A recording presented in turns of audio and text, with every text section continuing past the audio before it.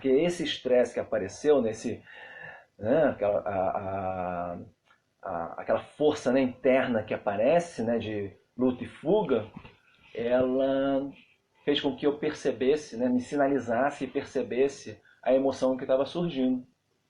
Né? E claro, né, qual era a emoção? Medo, né? Óbvio.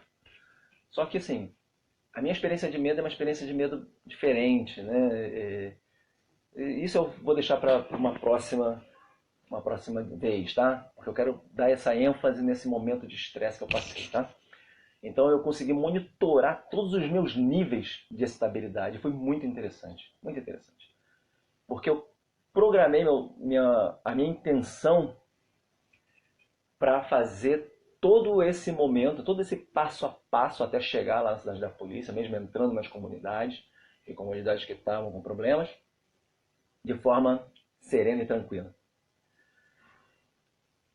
A sorte, entre aspas, é que, como eu estava bem no controle da situação, né? Eu estava bem assim, consciente de cada coisa que eu estava fazendo, né? Eu consegui ter esse autocontrole, essa autoconsciência, essa regulação emocional.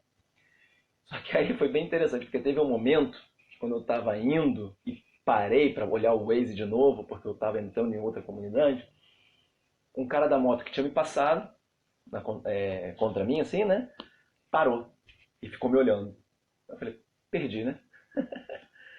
E até nesse perdi, foi um perdi sereno, porque eu estava regulando, eu não deixei que meu medo, que meus pensamentos, eles já atingissem um nível que eu não pudesse ter mais controle. Eu estava totalmente no controle da situação. Tá? E estava disposto, isso que é o mais interessante, a pagar o preço. Né? Não façam esse tipo de prática, tá? Não com esse risco. Depois, quando eu cheguei na cidade de polícia, brigaram comigo por conta disso, né? Eu acabei, no final das contas, né, por conta desse controle, não aconteceu nada, eu acabei entrando numa via, né, numa rua que era uma rua normal, mas ela estava cheia de barricadas. Né? Mas qual foi a grande questão? E óbvio, né, isso é fruto de prática, tá? Fruto de prática. Essa autorregulação é fruto da prática. E assim, da sua confiança, né? Não tem nem a ver com coragem de querer ser destemido, nada disso. É confiança. É a capacidade de você ter controle da situação, mesmo que ela mude de figura. Tá? Então, eu entrei nessa via, né? E o que me deixou mais tranquilo quando eu passei por essa via? Que estava fechada, tinha gente passando, né? O que me deixou tranquilo foi que estava todo mundo tranquilo. Então, o que eu queria falar, né, em relação ao treinamento, né? O treinamento ele faz com que você não fique preso a uma situação.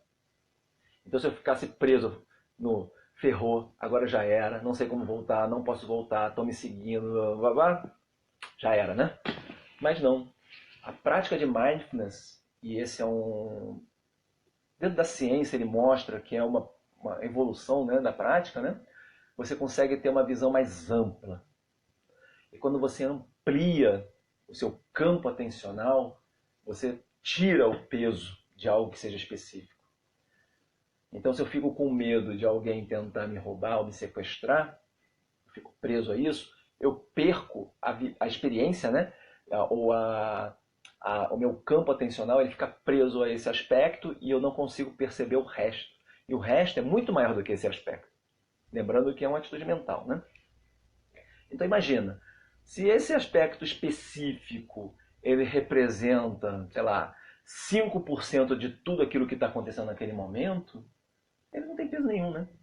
Então quando você tem a capacidade de sair desse aspecto específico e ampliar seu nível de consciência para tudo aquilo que está acontecendo naquele momento, o peso diminui. E é isso que te traz mais segurança, mais confiança, né? Mais empoderamento. Será que eu posso falar essa palavra? A palavra está meio banalizada, né? Mas empoderamento de se sentir mais pleno, mais confiante mesmo e decidido. Né? E então essa capacidade de você ampliar faz com que você melhore significativamente a sua capacidade atencional. Isso é bem interessante.